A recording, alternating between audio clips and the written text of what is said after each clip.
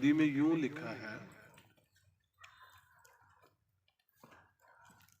प्रभु में सदा आनंदित रहो। मैं फिर कहता हूं, सदा आनंद करो। गौर करो। खुदा ने जदों पहला आदम नूं बनाया ते आदम नूं बनाउण तो पहला आदम नूं जो चाहीदा सी उहदे लई बनाया।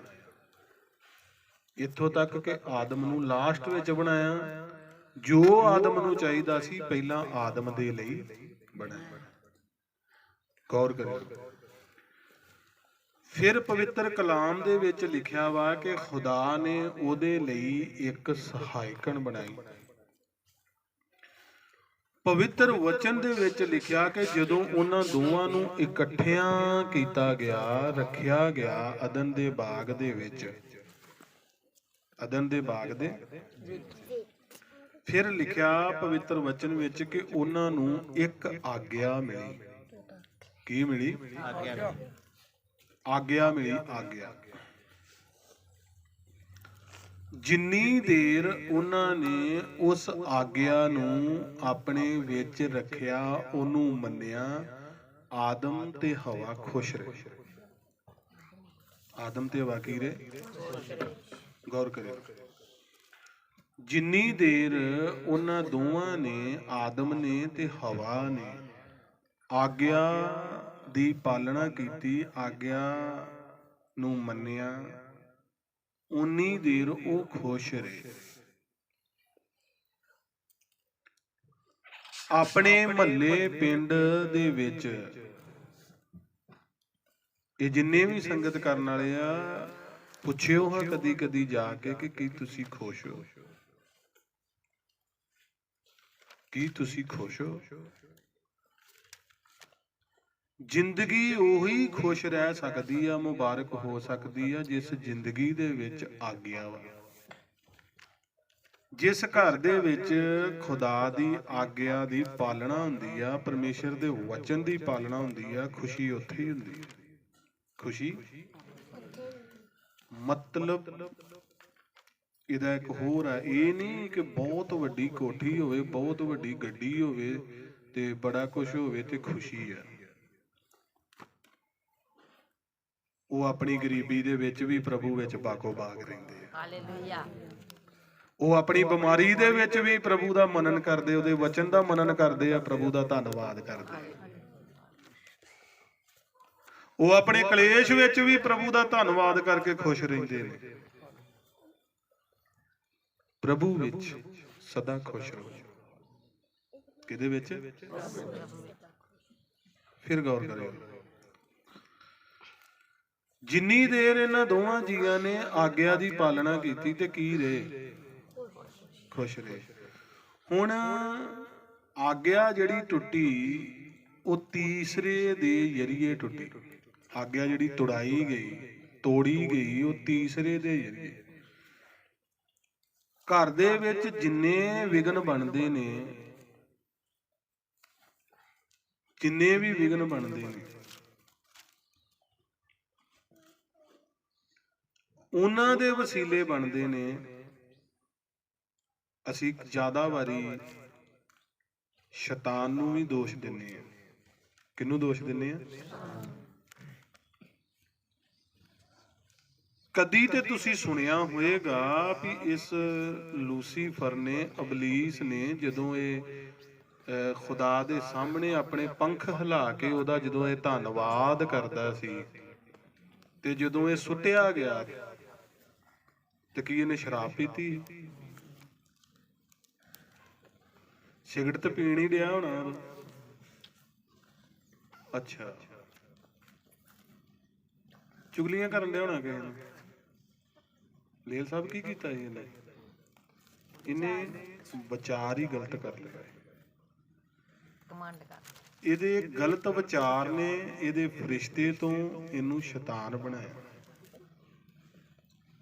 ਇੱਕ ਪਤਨੀ ਜਾਂ ਪਤੀ ਦੇ ਅੰਦਰ ਜਿੱਥੇ ਇੱਕ ਦੂਜੇ ਪ੍ਰਤੀ ਗਲਤ ਵਿਚਾਰ ਖੜਾ ਹੋ ਜਾਏਗਾ, ਉਹ ਘਰ ਕੀ, ਉਹ ਤਖਤ ਦਾ ਪਾਸਾ ਵੀ ਪਲਟ ਜਾਏਗਾ। ਤਬਾਹ।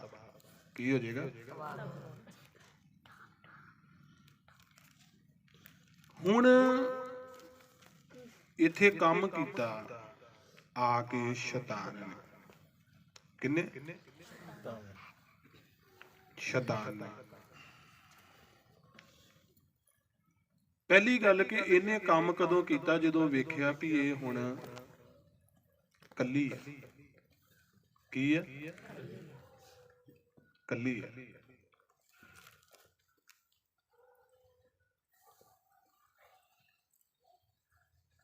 ਵੇਲਾ ਮਨ ਤੇ ਸ਼ੈਤਾਨ ਦਾ ਇਹ ਬਹੁਤ ਤੁਹਾਡੀ ਹੀ ਇੱਕ ਆਪਣੀ ਖਾਸ ਇਮਾਨਤ ਆ, ਖਾਸ ਨਿਮਤ ਆ, ਜਿਹੜੇ ਤੁਹਾਡੇ ਲਈ ਬਹੁਤ ਤੁਹਾਡੀ ਸੱਜਣ ਵੀ ਆ, ਤੁਹਾਡੇ ਲਈ ਸੱਜਣ ਵੀ ਆ ਤੇ ਤੁਹਾਡਾ ਮਿੱਤਰ ਵੀ ਹੈ। ਉਹ ਹੈ ਤੁਹਾਡਾ ਮਨ। ਕੀ ਹੈ? ਮਨ। ਜੇ ਇਸ ਮਨ ਨੂੰ ਜਿੰਨਾ ਪ੍ਰਭੂ ਦੇ ਕੰਮਾਂ ਦੇ ਵਿੱਚ ਲਾਓਗੇ, ਇਸ ਮਨ ਵਿੱਚ ਜਿੰਨਾ ਪ੍ਰਭੂ ਦੇ ਵਚਨ ਦਾ ਵਾਸ ਰੱਖੋਗੇ, ਤੇ ਵੈਰੀ ਆਪਣਾ ਕਰਮ ਨਹੀਂ ਕਰ ਸਕਦਾ। ਵੈਰੀ ਆਪਣਾ ਕਰਮ ਨਹੀਂ ਕਰ ਸਕਦਾ। ਤੇ ਇਸ ਮਨ ਨੂੰ ਜਦੋਂ ਇਹ ਵਿਹਲਾ ਹੁੰਦਾ ਵਾ, ਜਿੰਨਾ ਇਹਨੂੰ ਰਿਸ਼ਤੇਦਾਰਾਂ ਤੇ ਰੱਬ ਦੇ ਵਚਨ ਨਾਲੋਂ ਵੱਧ ਕੇ ਕਿਸੇ ਹੋਰ ਤੇ ਤਵੱਜੋ ਦੇ ਕੇ ਚੱਲਦੇ ਹੋ, ਓਨਾ ਹੀ ਇਹ ਮਨ ਦੇ ਵਿੱਚ ਇੱਕ ਪਾਪ ਦੀ ਅਭਿਲਾਸ਼ਾ ਜਨਮ ਲੈਂਦੀ ਆ ਤੇ ਉਹ ਹਜ਼ਾਰਾਂ ਅਭਿਲਾਸ਼ਾਵਾਂ ਨੂੰ ਜਨਮ।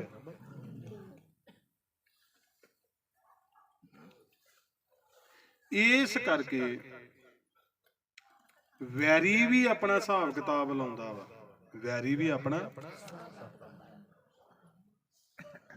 ਤੇ ਉਹ ਬੜੇ ਵਧੀਆ ਤਰੀਕੇ ਨਾਲ ਹੌਲੀ ਜੀ ਤੁਹਾਨੂੰ ਤੁਹਾਡੇ ਗਾੜੀ ਪਾਪ ਰੱਖ ਕੇ, ਗੁਨਾਹ ਰੱਖ ਕੇ ਤੇ ਤੁਹਾਨੂੰ ਭਰਮਾ ਲੈਂਦਾ। ਜਿਵੇਂ ਉਹਨੇ ਹਵਾ ਨੂੰ ਭਰਮਾਇਆ। ਕਿਹਨੂੰ ਭਰਮਾਇਆ? ਹਵਾ ਨੂੰ। ਕਿਹਨੂੰ ਭਰਮਾਇਆ? ਹਵਾ ਨੂੰ। ਇਸ ਕਰਕੇ ਜਦੋਂ ਭਰਮਾਈ ਗਈ, ਜਦੋਂ ਕੀ ਹੋਇਆ? ਨਾ ਖੁਦਾ ਰਿਹਾ ਤੇ ਨਾ ਅਦਨ ਰਿਹਾ। ਨਾ ਖੁਦਾ ਰਿਹਾ ਤੇ ਫਿਰ ਹਵਾ ਹੀ ਹਵਾ ਨੂੰ ਕਹਿਣ ਦੀ। ਹਵਾ ਨੂੰ ਕਹਿਣ ਦਾ ਮਤਲਬ ਉੱਥੇ ਕੋਈ ਦੂਸਰੀ ਇਸਤਰੀ ਨਹੀਂ ਸੀ ਰੱਬ ਨੇ ਬਣਾਈ। ਜਿਹੜੀ ਹਵਾ ਵਗਣ ਡਈ ਆ ਉਹਨੂੰ ਕਹਿਣ ਡਈ ਆ, ਹਵਾ ਕਹਿਣ ਡਈ ਆ, ਨੀ ਵਾਓ ਮੇਰੇ ਪ੍ਰਭੂ ਦੇ ਲਾਗੋਂ ਦੀ ਲੰਘ ਜੀ ਤੇ ਮੇਰੇ ਵੱਲੋਂ ਮਿੰਨਤ ਕਰਦੀ। ਮੇਰੇ ਵੱਲੋਂ ਕੀ ਕਰਦੀ? ਮਿੰਨਤ ਕਰਦੀ ਕਿ ਮੇਰੀਆਂ ਅੱਖੀਆਂ ਨੇ ਭੁੱਲ ਕਰ ਲਈ ਆ ਤੇ ਮੈਂ ਪਾਪ ਕਰ ਲਿਆ ਵਾ ਤੇ ਧੋਖੇਬਾਜ਼ ਤੇ ਮੈਂ ਇਤਬਾਰ ਕਰ ਲਿਆ।